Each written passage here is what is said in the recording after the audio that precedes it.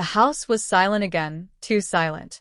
Claire stood at the bay window, fingers loosely curled around a stemmed glass, the wine inside long forgotten. The late afternoon sun stretched across the room in soft golden ribbons, revealing the dust on untouched books and long-neglected curios. Her husband, David, was away on another business trip, though the house felt just as quiet when he was home. 56. She whispered it to herself sometimes, as if the number had weight. It clung to her in the mirror, settled into the lines around her mouth and eyes, coiled in the way her body no longer moved with the careless grace it once had. She was still beautiful. Men had told her so, but beauty felt different now, like a perfume worn out by time. David wasn't unkind.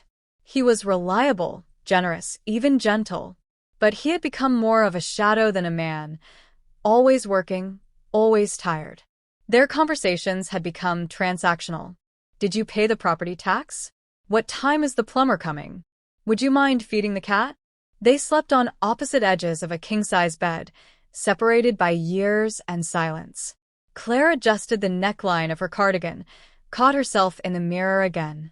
The desire for someone to see her, not just look at her but really see her, pressed at her chest like a hand. That's when she noticed him again. Liam. He was across the street, mowing the Hendersons' lawn. Shirt off, sweat glistening down his back. His body held the kind of energy that comes with youth. Taut, eager, unthinking. Claire watched, not lecherously, but with a mix of curiosity and aching envy. She couldn't remember the last time anyone had moved like that near her, unburdened, unfiltered, alive. They'd met a few weeks ago, in passing. He'd offered to help carry her groceries from her car. Polite, charming, a little shy. 19, he'd said. Just home for the summer before heading back to college. He had the same unruly hair her son used to have.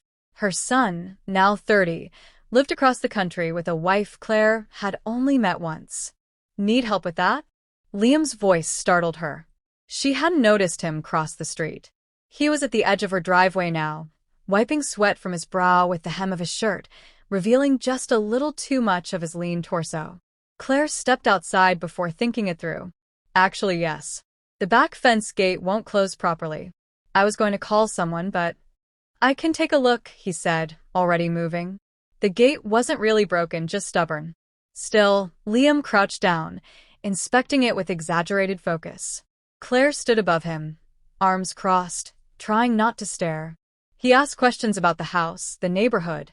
She laughed more than she had in weeks. When he straightened up, their eyes met. Not for long, but just long enough for something unspoken to pass between them. Later, inside, Claire found herself rummaging through the kitchen drawer for a thank you card. Instead, she poured herself another glass of wine and sank into the couch, still feeling the imprint of the day on her skin. That night, she stood in front of her mirror longer than usual, slipped off her blouse, let her fingers trace the curve of her collarbone. Her body was older, yes, but it was still hers. She wasn't dead. Not yet. The next morning, she chose a blouse with a softer neckline, applied lipstick she hadn't worn in months. Just in case he passed by again. Just in case. It wasn't a plan. Not yet. It wasn't betrayal. Not yet. But it was something. And when she stepped outside and saw Liam wave from across the street, boyish, bright, unbothered, her stomach twisted in a way she hadn't felt in decades. Claire smiled back. Small. Controlled. The gate creaked softly behind her, closing all the way this time. The first time Liam entered her house, Claire noticed how small he made the space feel. Not because of his size, but because of the way he filled it. His presence seemed to press against the furniture, the silence, even her breath.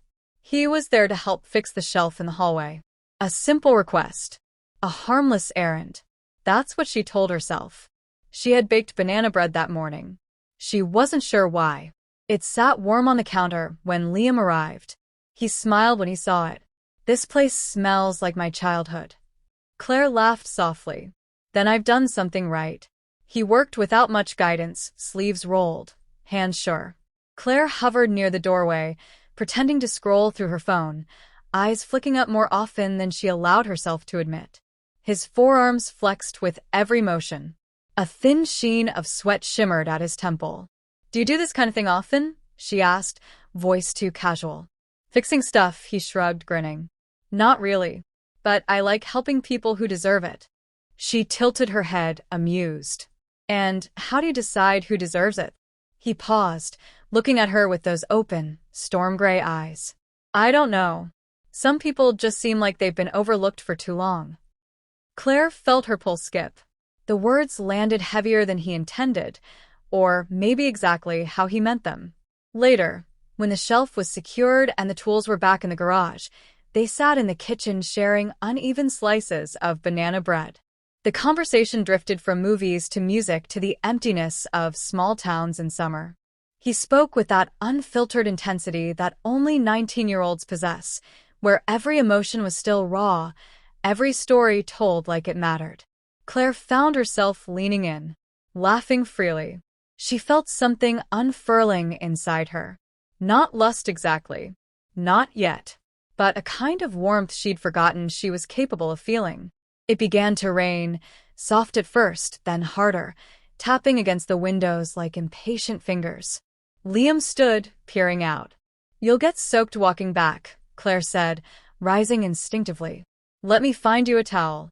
She returned with a bath towel draped over her arm, only to find him inspecting the photo wall in the hallway. "Is this you?" he asked, pointing to a picture from her 30s, beach wind in her hair, sun catching the line of her smile. "Yes," she replied, quieter now. "A long time ago." "You still look like that," he said, eyes not leaving hers. It wasn't true, but it wasn't said to deceive. He meant it. That much was clear. Claire stepped closer, unsure whether to thank him or laugh it off.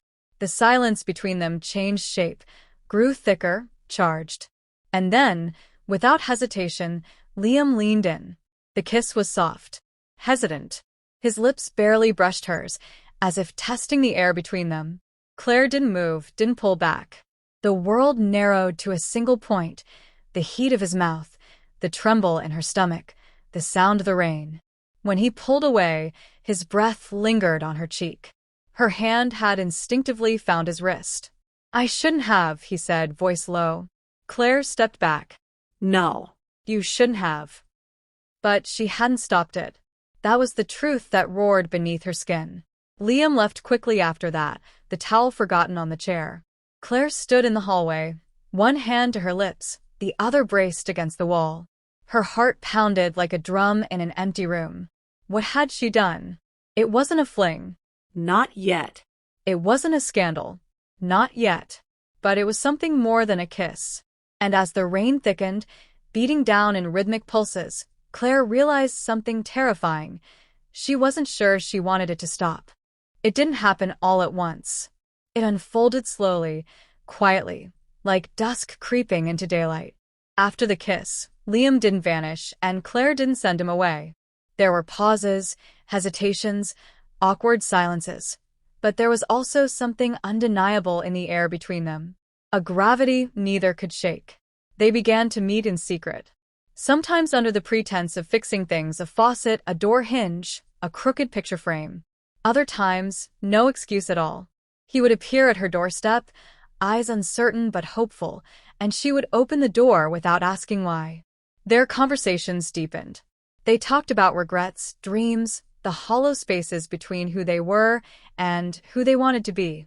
With Liam, Claire felt seen in a way she hadn't in years. His youth didn't make her feel old. It made her feel awake, alive. Their intimacy grew in quiet increments. A touch that lingered, a brush of fingertips, then hands at her waist, mouths exploring skin. They became lovers in silence, wrapped in shadows, careful not to wake the world they were betraying. And yet, guilt coiled tighter with each passing day. Claire would lie in bed next to David, staring at the ceiling while he snored softly, unaware. The room felt colder, sharper, filled with questions she didn't want to answer. She wasn't in love with Liam, not in the way she had once loved David, but what they shared felt urgent, dangerous, essential. It was during one of their late afternoon meetings, sunlight streaking the hardwood, limbs tangled beneath a throw blanket, that Liam spoke what she feared most. "We could go somewhere," he murmured into her neck. "Just leave. Start fresh." She froze. "Liam, I mean it," he said, lifting his head. "You don't belong here. Not with him. Not in this cage." Claire sat up, pulling the blanket around her. "You don't understand." "Then help me," he pleaded. "Tell me what this is. Tell me what I am to you." She stared at him. So young. So sure. And she felt, in that moment, every one of her 56 years like a weight pressing on her chest. "You're a beautiful mistake," she whispered, voice breaking. "One I'll never stop craving. But I can't run from the life I built just because it doesn't fit like it used to." Silence. His expression darkened, the spark in his eyes dimming. He nodded slowly, lips pressed into a thin line. He didn't fight her. That was the worst part. 2 days later, David found a text. Claire had been careless, too comfortable, too confident. A message from Liam, brief but unmistakable. "I miss the way you look at me when no one's watching." David didn't confront her. He didn't need to. At dinner that night, he was quiet in a way that felt final. His fork clinked against his plate. His eyes never rose to meet hers. Claire watched him across the table. The man who had shared her youth, raised a family with her, built a life that now felt like an antique, precious but distant. She wanted to cry, wanted to scream, but she said nothing. That night, she texted Liam. Just 4 words. "We can't do this." He didn't respond. The days that followed stretched long and empty. No messages. No footsteps across the street. No excuses to peek through the blinds. It was as if he'd been erased.